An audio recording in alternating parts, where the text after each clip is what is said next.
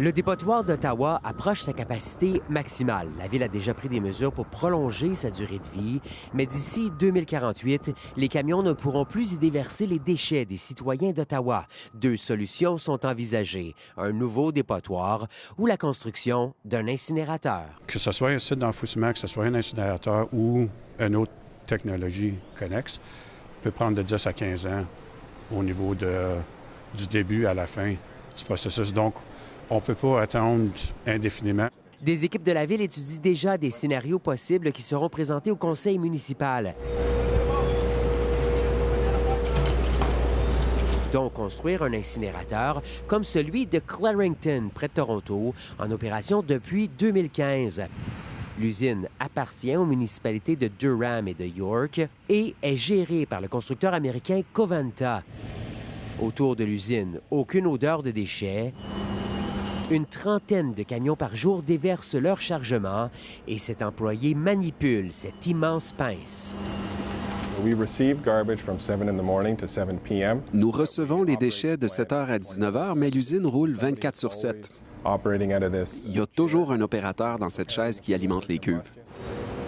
Les déchets brûlés dans les cuves sont brûlés à plus de 1000 degrés Celsius. La flamme chauffe des boyaux remplis d'eau et la vapeur qui s'en dégage alimente une turbine.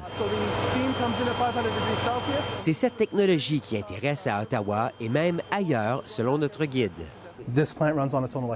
L'usine opère avec l'électricité qu'elle produit. La turbine produit environ 17 mégawatts. Nous utilisons environ 2 mégawatts et le reste est envoyé vers le réseau électrique de la province. Assez pour fournir en électricité environ 10 000 ménages.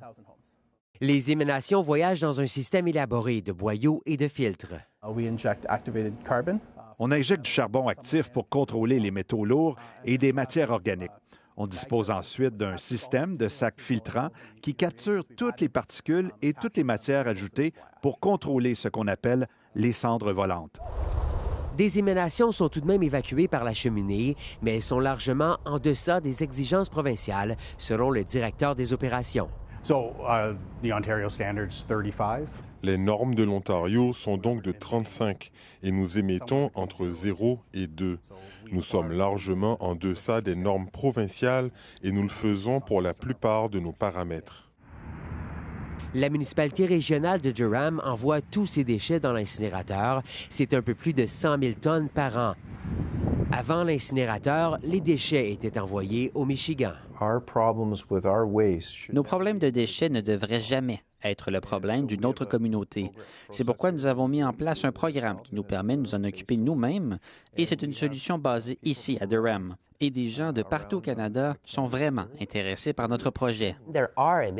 La municipalité mise beaucoup sur la réduction des déchets avec le recyclage et le compostage, parmi les meilleurs taux en province. Et comme on prend de l'expansion et que la population de la région de Durham va doubler d'ici 2051, la quantité de déchets va également doubler. C'est donc important de bien gérer tout notre recyclage et notre compost.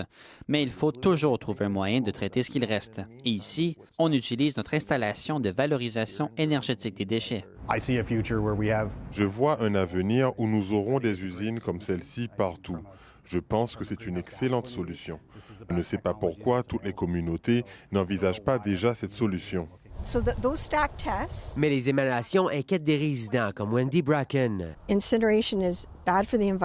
L'incinération, c'est mauvais pour l'environnement, mauvais pour les changements climatiques et c'est mauvais pour les contribuables aussi. Même si l'usine affiche en temps réel ses émanations, certaines mesures ne sont pas assez précises, selon la résidente. Des centaines de polluants sont rejetés dans l'environnement. Ils pénètrent nos terres, nos lacs et nos rivières, nos poumons et nos aliments. Nos enfants sont les plus menacés et c'est vraiment important que les gens qui envisagent cette technologie sachent que la surveillance est inadéquate. D'ailleurs, les flammes ne détruisent pas toute la matière. Des métaux sortent intacts, mais aussi des cendres, dont certaines toxiques. Environ 30 % de tout ce qui est inséré dans les cuves doit être envoyé au dépotoir. C'est une solution trop simple pour éviter la production des déchets. Ce résident d'Ottawa, membre d'un collectif environnemental, demande au conseil municipal d'éviter à tout prix cette méthode. étudier comment réduire le montant de déchets.